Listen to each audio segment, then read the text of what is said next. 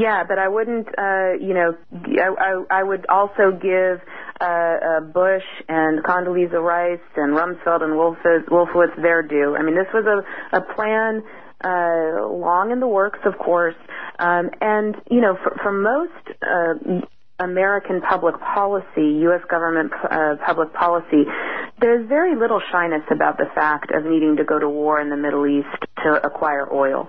The need for that to be something that the United States government would consider. It just took this oil administration to come to office to really do it, and now they've done it. Now, how arrogant do Americans have to be in order to say to themselves, and the Iraqis will just sit there and take it? Exactly. And of course it hasn't gone through the parliament. When it passed through the cabinet and was signed off by the cabinet, the parliament wasn't in session, and then yesterday it was pointed out to me that they're back. So that's how I started researching, found your article in the op-ed section of the Times yesterday.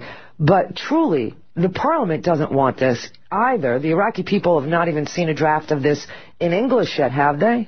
Oh, no. The Iraqi people haven't seen it at all. And parliamentarians only recently saw it. And actually, it's only available because the Kurdistan regional government recently posted it on the Internet. But as you say, they posted it in English. So, I'm sorry, they also now have a version in Arabic. So now Iraqis could read it on the Internet, which is a brand new development. And it was put on the Internet by the Kurds because they are one group, the Kurdistan regional government, not necessarily the Kurdish people, who do benefit from this law. And I think there is definitely the possibility that there is definitely resistance in the parliament to this law, resistance in particular as well among Iraq's oil workers and Iraq oil experts.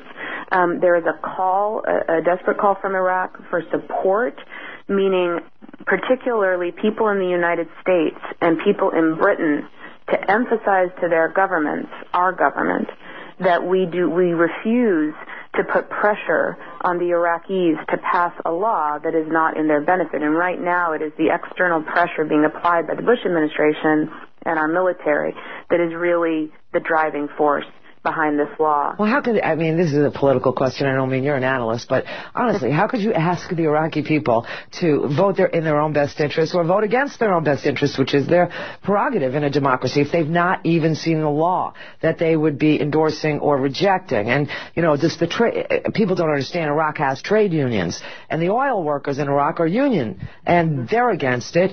Is there any retaliation that's been suggested or hinted at if Maliki fails to get this through the parliament, even though the people are starting to become aware of it and are very much against it? I mean, I know our own Congress hasn't seen it, so I can't imagine that the Iraqis in a war-torn region are sitting down and reading through, this tremendous piece of legislation, but...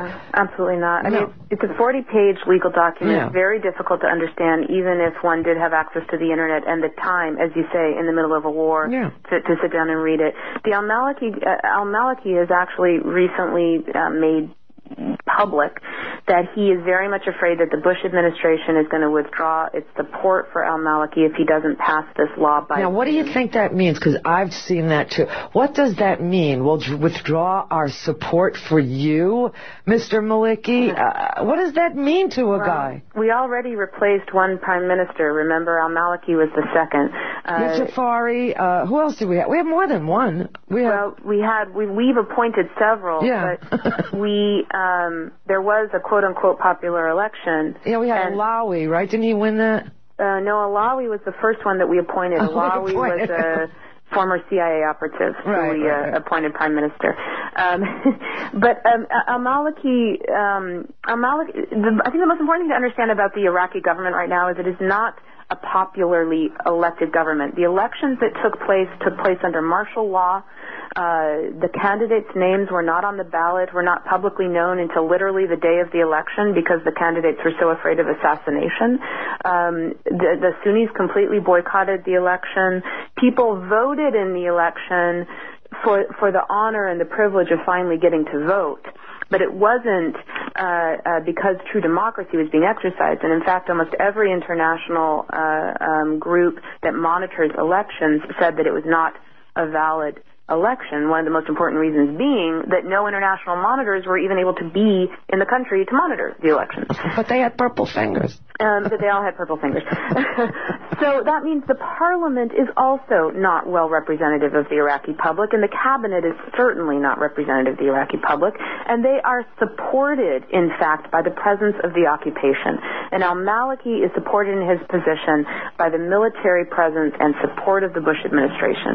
It looks like the Bush administration is going to put its support now on a man, Abdel Mahdi, who is a current vice president and has been an outspoken advocate of U.S. corporate involvement in Iraq, and has even came to the United States, flanked by State Department officials about 2 years ago, to say, we're going to pass a really great oil law in Iraq, and it's going to be really good for U.S. oil companies, so you should support me.